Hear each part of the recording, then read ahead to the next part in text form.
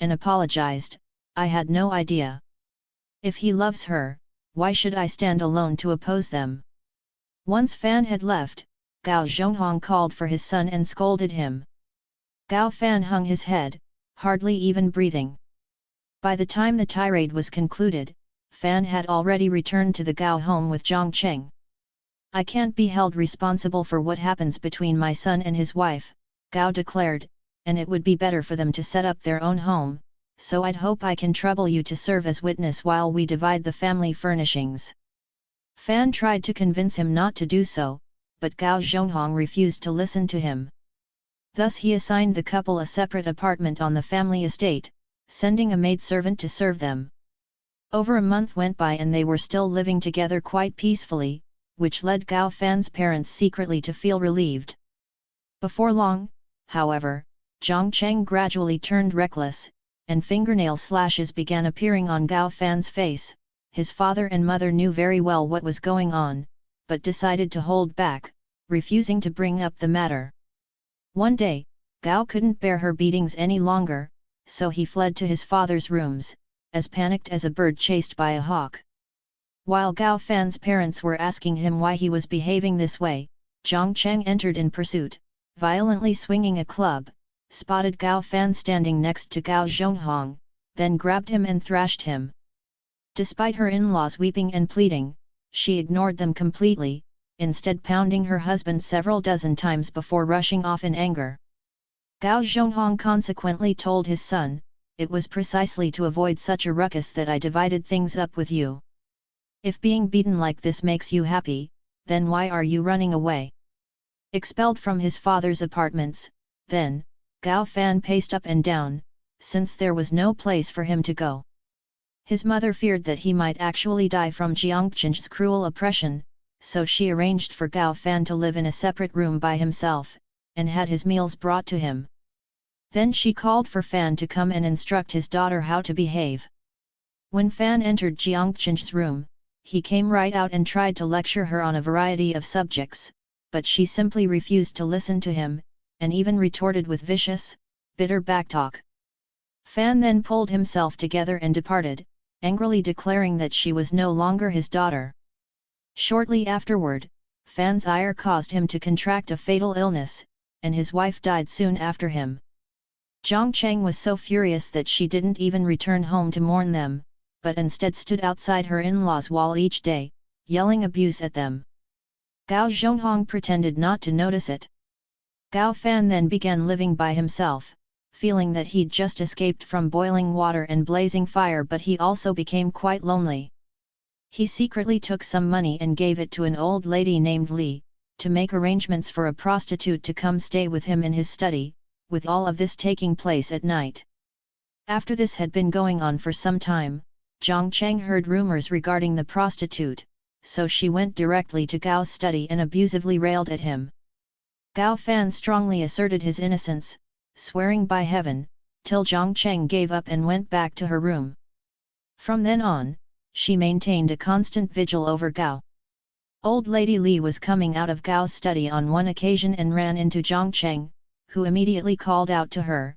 When Li's expression changed radically upon hearing her, Zhang Cheng became even more suspicious and she told the old woman, "If you confess what you've been up to, maybe I'll forgive you, but if you keep it secret, I'll tear your hair out."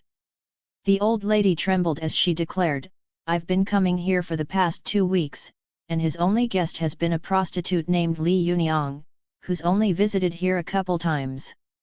The young master just sent me to Jade Basket Mountain to see the wife of the Tao family, whom he loves for her tiny feet, to convince her to come visit him. Although she's been unfaithful to her husband before, she can't just be treated like a prostitute, and hence there's no guarantee that she'll come." Zhang Cheng took her words at face value, and spared the woman from her anger. The old lady really wanted to go, but Zhang Cheng forcibly restrained her. Since daylight had turned to dusk, Zhang Cheng commanded her, "First go extinguish his candle," informing him that the Tao woman has arrived. Old Lady Li did exactly as she'd been told. Zhang Cheng then hastily entered Gao Fan's room. He was so gleefully excited that he grabbed her arms and pulled her down beside him,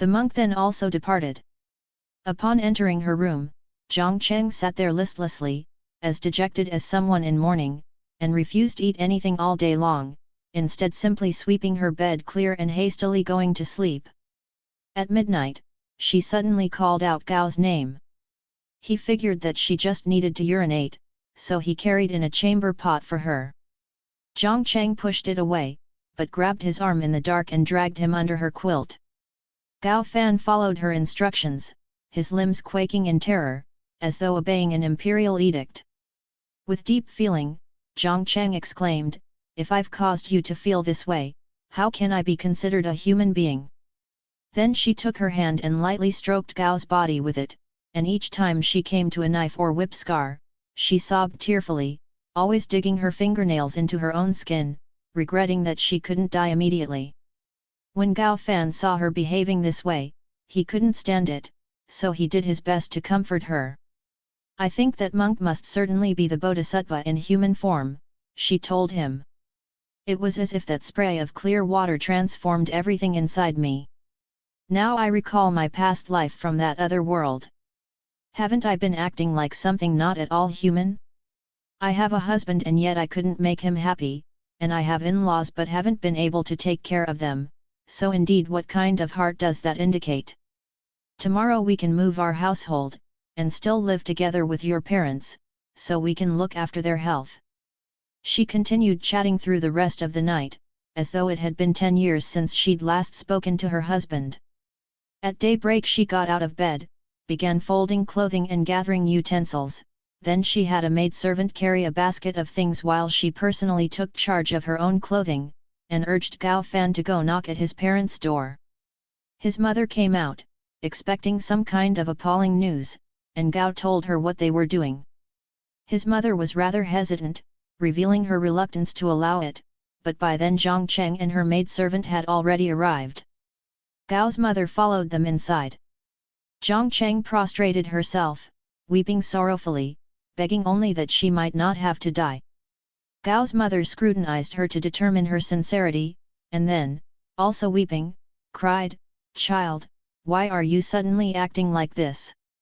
Gao Fan then related the details of everything that had transpired, and it was at that moment that his mother realized that the prediction in her dream had come true. Overjoyed, she called for servants to clear everything out of their former residence. Jiang Cheng earned respect by acting obediently and with devotion, surpassing the deeds of even a filial son. When she ran into people, she blushed shyly, like a new bride. If someone happened to tease her about past events, her cheeks would flush red with embarrassment. Furthermore, she was hard-working and thrifty, adept at managing the household and accumulating money, thus in 3 years, her parents-in-law, who paid no attention to the family finances, nevertheless found themselves extremely wealthy. Gao Fan that same year was designated a juren. Every so often, Jiang Cheng would say to him, "From that day before, when I first saw Fanglin, until now, I still remember her." Gao felt so satisfied with no longer having to deal with Jiang Cheng's tormenting him, that he didn't dare allow any bad thoughts to germinate in his imagination, so he just answered her vaguely. He had to travel to the capital to take the next civil service examination, and was gone for several months before he returned. When he entered the house, he discovered Fanglin sitting across from Jiang Cheng, playing chess with her.